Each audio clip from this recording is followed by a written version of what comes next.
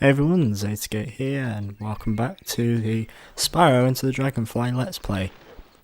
In this part we're going to be doing the Luau Island level. Yay! You got enough dragonflies to get the boat up and running. Hop aboard. And yeah, we've got the tourist pigs who I think someone said they were voiced by Billy West. Don't know if that's true or not, but yeah, Luau Island. One of my favourite levels. Probably my favourite level still. I remember playing it a lot when I was younger. Even when there really wasn't much to do. Although it did take me a while to complete this level when I was younger, especially the dragonflies and a couple of gems. Music's nice. Definitely suits the theme and everything. Something I do remember quite a bit. I remember that I really liked this level before I even got to it, because on the back of the game cover there's like a screenshot of it, of the first island that you start on, and it's got Spyro just looking around, and you can see like a nice view of the front of this island that we're currently on. I think part of it is a slight nostalgia though, me liking this level, because it does remind me of quite a few things from the time I played the game, because I didn't actually play the game until about 2004. Yeah, this game I got for my birthday in 2004. Oh dear. I think it was 2004. Might have been 2003 actually, but definitely played it mostly in 2004. Yeah, there's quite a few other things I remembered from that time, like the film Brother Bear. That was something that I watched a lot as well at the time. And going to Blockbuster. Going to Blockbuster was a thing I did quite a bit in 2004. And I can imagine some of my younger viewers probably not knowing what Blockbuster is. Remember Blockbuster? Oh, no? Okay. Millennials.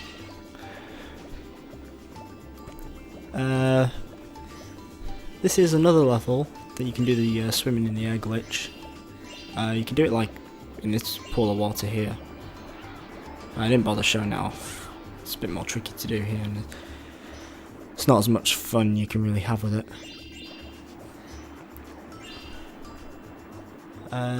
There's some reused enemies in this level as well. There's, as we saw earlier, there's like ticky drum guys.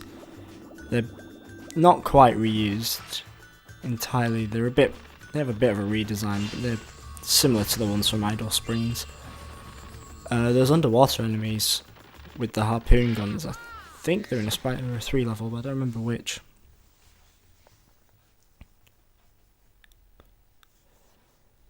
We got these pigs, and his map disappeared. They reuse a voice clip of from the Professor in the earlier Spyro games, the aha. But yeah, we have to free all those, which is all kind of it's unmissable, because in order to actually explore the level, you do have to open up the gates that they're in.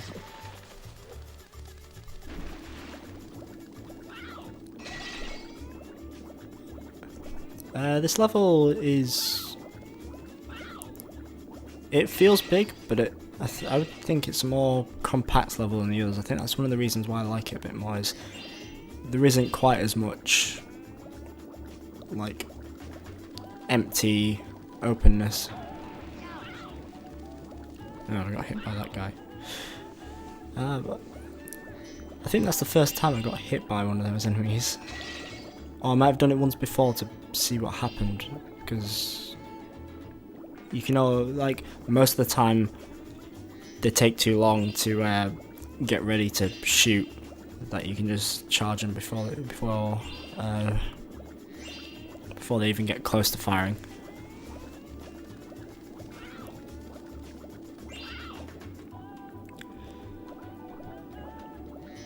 But yeah, the swimming is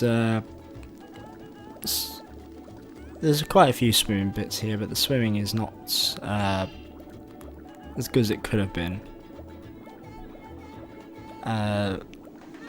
So like swimming for gems underwater isn't quite as fun because it's not as fast or tightly controlled. You know, there is one other game that has decent swimming controls. That'd be Rayman Origins and Rayman Legends, but they came out way after Spyro.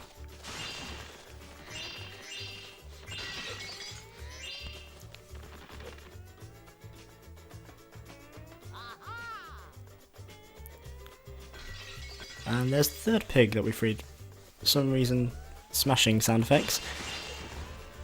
And they all look the same. So I think now would have been an appropriate time for Spyro's quote from the first game. Hey, didn't I already free you? And then you see their names and you're like, oh, it's a different pig. But they all look the same. I suppose that's one possible side effect of inbreeding. But then again, they're all male. I probably should stop talking about that now.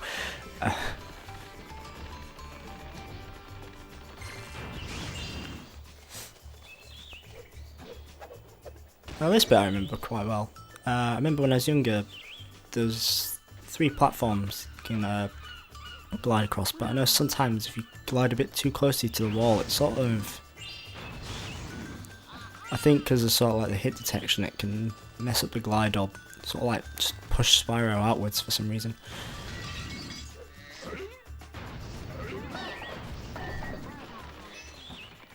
And that's... we're about to get another Dragonfly, I think. Or... well, no, we're not going to get it immediately because there's still stuff to do up the ladder. Don't really fancy going swimming through that tunnel again and stuff. It's just faster to do this. Yeah, now we have another flaming challenge, super flame challenge, that's it. I think the portal though in this one, it stays even if you complete it. And yeah, you have to hit the bigger heads, but only hitting the target counts. And then yeah, for some reason that causes the things to come up. Not sure why, but okay.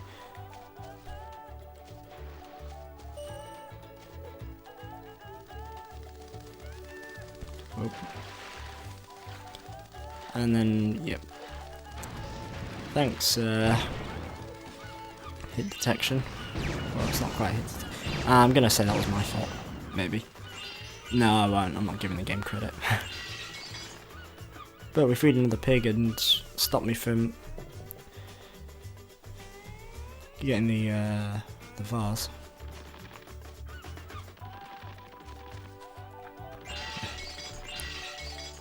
And tight turning is a bit difficult in this because of the camera. Oh, but an interesting thing that happens here is you can sometimes the enemies, they drop gems on the water. That's the thing that happens a bit in this game. There isn't really many instances of water near enemies, so you don't see it often, but it does happen.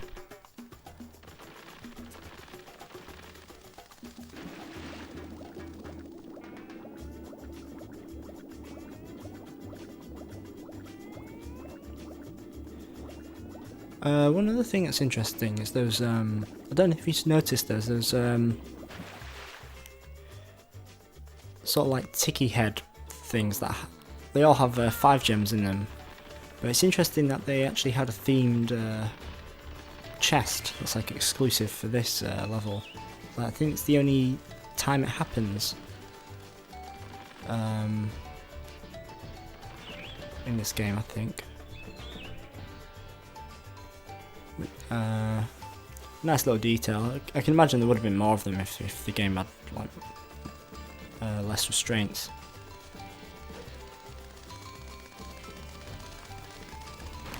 And then, because it's pretty much impossible to get up that platform and not go through the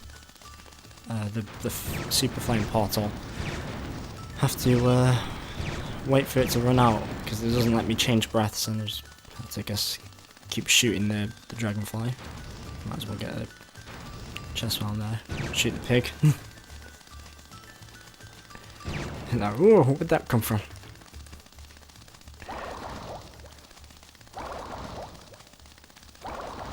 And this is a prime example of why the bubble breath is not a good breath.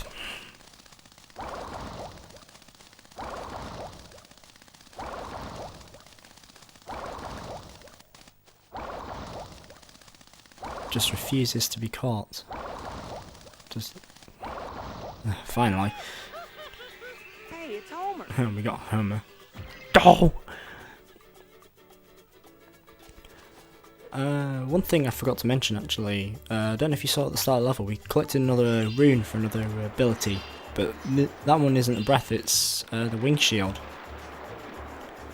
The wing shield is a bit different, because it's obviously not a breath, and it's very situational. There's only like, I think there's only one time in the entire game where it's actually needed.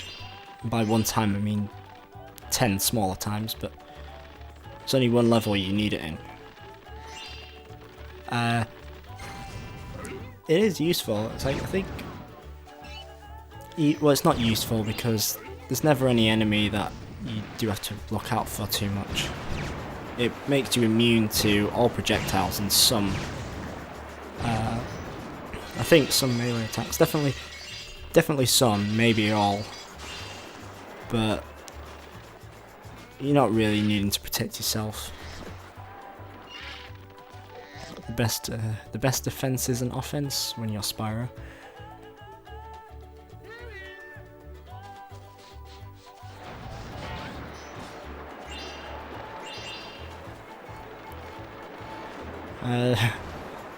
Good to see these funny, like, Riptok tourist enemies.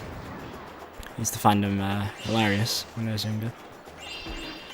They got massive. They got like a massive wind up to their attack, so you don't really have to worry about getting hit by them. The wind up lag is too long.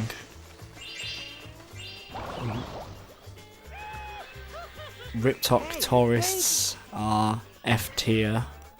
Do not play online on Smash.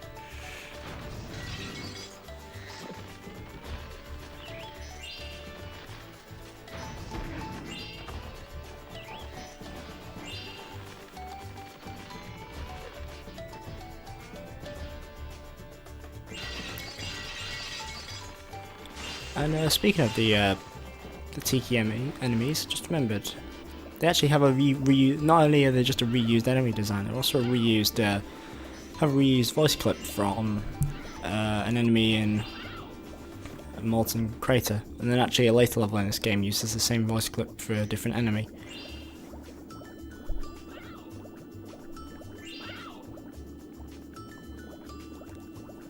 Now, one thing that is a bit annoying in this level, for those who haven't played it before, is those big arches there with the pearls in them.